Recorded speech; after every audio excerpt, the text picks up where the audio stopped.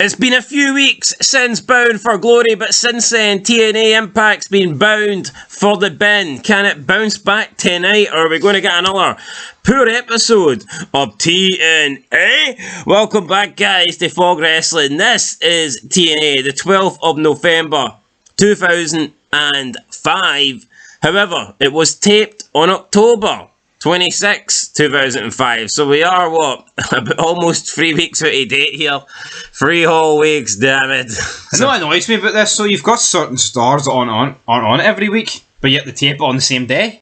Well, maybe they don't get paid enough to do multiple segments and multiple matches in the one taping. I don't know.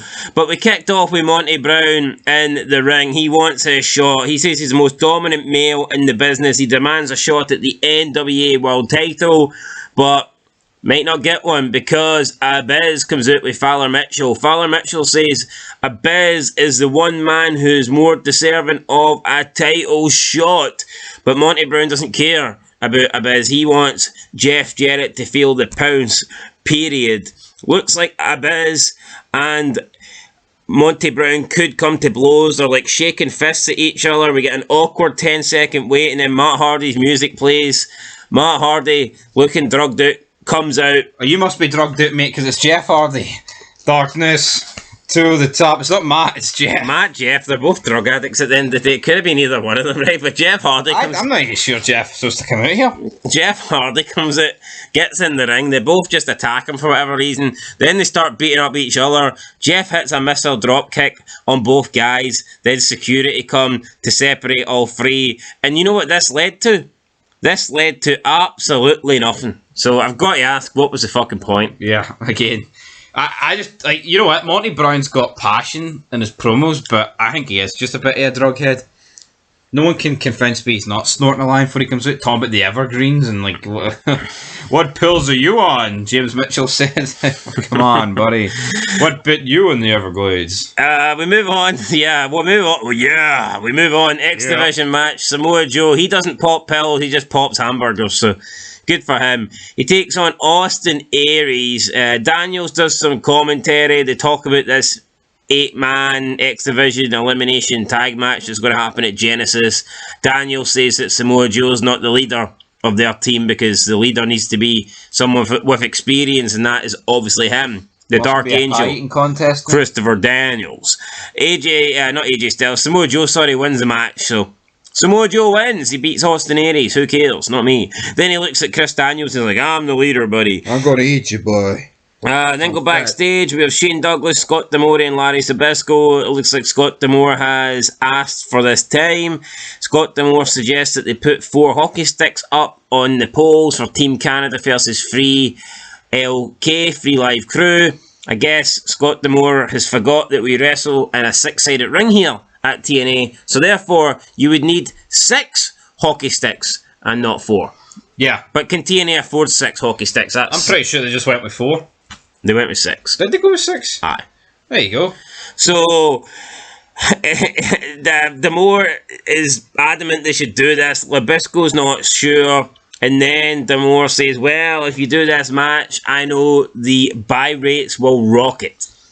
Fuck off, D'Amore. D'Amore says, if you put hockey sticks up on a pole, the buy rates will rocket. Now, Zbyszko at the start didn't want this because he said, that sounds violent. People could get hurt. This is a wrestling business. I don't want to kill anybody. But when he learns about the buy rates, he's like, are you sure? And Scott D'Amore's like, I'm absolutely sure. So Zbyszko agrees to the match because he thinks that 1 million people now are going to go out and buy TNA Genesis, which I don't think is going to happen. I think Zbyszko needs to go. I'm not saying he's doing a bad job, but What do you think could happen here?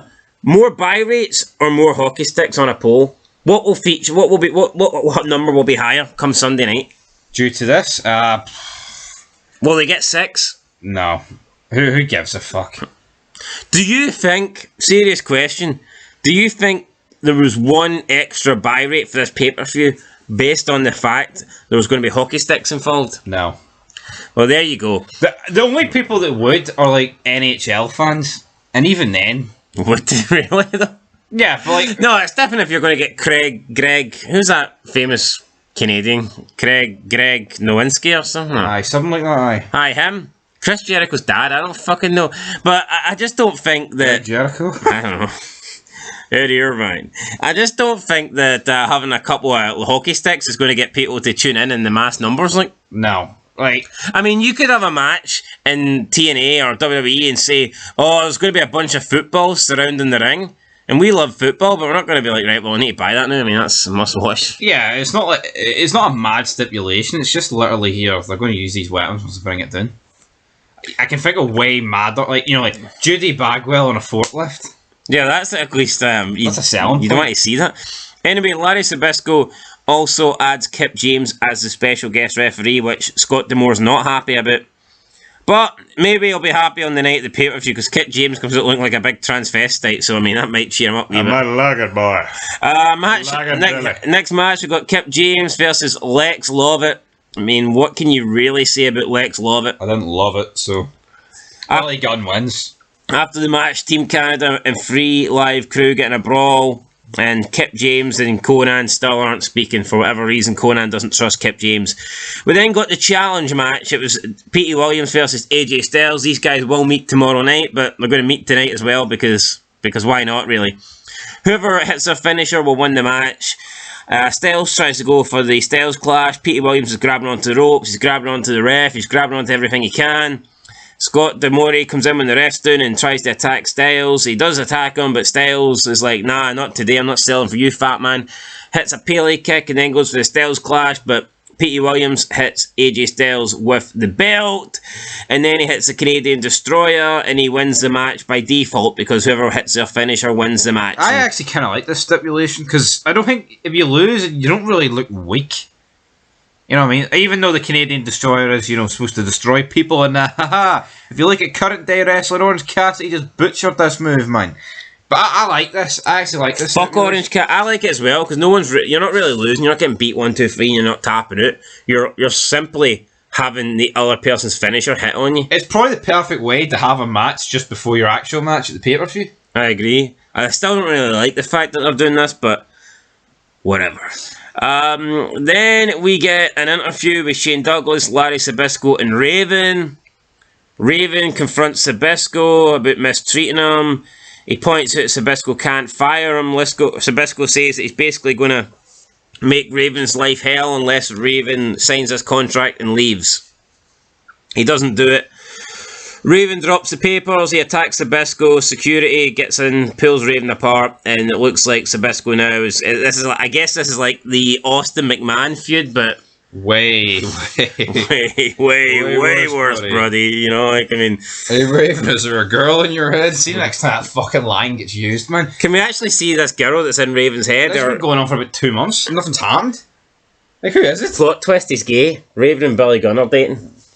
I'm an ass man. Anyway, we move into the main event. Jeff Jarrett and America's Most Wanted with Gail Kim versus Jeff Hardy, Lance Hoyt, and Chris Sabin. I don't understand what Gail Kim's even doing here. Like, a little bit of clarity would be good. She just literally debuted about 4 months ago and started hanging around with Jeff. Is she dating Jeff Jarrett? Is that the thing they're going with here? I have no idea. Yeah, she doesn't need to be in the group. I mean, at least Scott D'Amore is the manager of, Team Canada. I know, I don't mind her being in the group. She's Canadian. Although it's not really America's most... Wouldn't she make more sense to be in Team Canada? Yeah, well, that's my point. No, but I just don't understand why she's with Jeff Jarrett. They haven't really... Maybe we missed that. No, we didn't miss it. They haven't said anything. Yeah, but like you said, she debuted 4 months ago. Maybe she joined it before we started watching on the 1st of October. She didn't debut 4 months ago. She debuted 4 weeks ago. You said 4 months. That confused me. No, she debuted it. We were watching it when she debuted it. So I just don't get it. Because Jeff Jarrett is basically a line... Kurt's not brought Carrot and Angle over yet, so that's why she's with Jeff Jarrett. Yeah, but my point is, Jeff Jarrett aligned himself with America's Most Wanted, and he said why. And it was in some garage. Aye, well, what's he done? Why has he aligned himself with Gail Kim? It just doesn't fucking make sense. Was Gail Kim not with America's Most Wanted, though? Yes, in the future. She just debuted it. Get that part into your head. Listen, in 2006, she's with she's their Falier manager or whatever. But she just debuted it. I don't know then, right? That's like someone I like to give my factions the benefit of the doubt, Clay. Well, at the end of the day, she's debuted and just started hanging around with him for no... What, shouldn't Jeff Jarrett have been like, here, Gail Kim's in TNA now and she's with me, or something? Give us something, Uncle Jeff. But he didn't. Who knows what's going on? This would be like...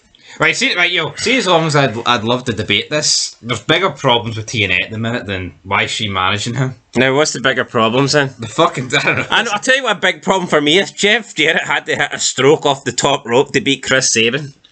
Shouldn't a normal stroke have been enough? Like, right, my problems... Right, I almost had a stroke when I seen that move. My problems is the Raven feud. Raven's an actual star, and we're not getting him. We're getting them in these backstage segments, getting escorted away, right? 2, the show ends 99% of the time. Wait, right enough though, we've actually been watching this for nearly 2 months now, and anytime you see Raven, it's basically the same shit. Security pulls him away. Yeah, right. So the show ends 99% of the time with a tease of a brawl, or the brawl beginning, and then it just fades into black. 3, the commentary's fucking horrendous at times. Right, and 4... It's happening at Genesis, but PJ Polaco, that's just incredible. I'm not fucking accepting that. Who the fuck is PJ Polaco? Is he in his PJs? Polaco, he's in his PJs. So, right, Jeff Jarrett hits the stroke, they win. They then handcuff someone to the ring. I don't know why. Lance Hoyt, I think it was, or Chris Sabin. Who cares? Doesn't really matter. Why they want to beat up Lance Hoyt or Chris Sabin, I'm not too sure. What beef do they have with those two guys? I don't know. But they handcuff them. Then they've got Jeff Hardy. It looks like they're going to do something to Jeff, but Rhino appears. Mike TNA's like, could it be? Well, his music's fucking playing, so I think there's a good chance that it could be. Who else is it? Come on, man. Rhino comes down with a chair. Jeff Jarrett, America's Most Wanted, and Gail Kim don't want any piece of Rhino, so they start heading up the other side of the ramp, the heel ramp. But they don't know the Dudley boys are going to actually get one up on them here. They come out the heel ramp, so all of a sudden they're kind of like sandwiched in. We then get a brawl. A brawl bursts out for like 4 seconds. And TNA's like, could it be? I don't believe it, it's the Dudleys. And then the show just ends randomly for Genesis. Make sure you tune in to Genesis. Half an hour free. I'm not saying a brawl can't end the show, like, but not every fucking week. No. I just, you know, it seems like every week now it's like a brawl, but we're not actually getting a brawl. You know what I mean? I just don't understand what the fuck they're doing with this. It's went so far backwards since the first week. It's unbelievable. I think you should end it with like a face-off. And I think you should end it with a brawl when the heels retreat. What was the point of Jeff coming out at the start of this show? I don't know. What was the point of the whole segment? Yeah, what was Monty Brown? Monty Brown and Abyss didn't feature again. And like Rhino's just lost the belt and he comes out waving a chair about like a fucking mom. Well, he's hardly going to wave the title, but he's not got it. Yeah, I know, but could it be? I mean, it's his fucking music. I just don't get it. It's like Rhino's in the ring, right? He's waving the steel chair and his theme's blasting. Mike today's looking directly at him and he asks, could it be? I mean, who else is it? You fucking donut. Mike today's probably expecting a real fucking Rhino to appear for the jungle. I mean, what the hell is this? Escaped out of Don West's fucking brown paper bag. You buy a brown paper bag, you get 5 rhinos for the price of 4, buddy. Anyway, that's it. TNA. It might be the worst TNA, I think. I'm giving it a 2. Ooh. Did nothing for me. Yeah, I know. You get the Dudleys, right, for about 5 seconds. Coming at the wrong ramp. Coming at the end of the fucking bread, the heel ramp, and that's what we get. Yeah, no, I think I'll agree with it too. I mean, outside of the whole challenge match thing, I thought it was poor. Quote the fog, nevermore. Yeah, quote the fog, nevermore, guys. That's the end of this review. We'll catch you in the next one. Until then, though, peace to a 10.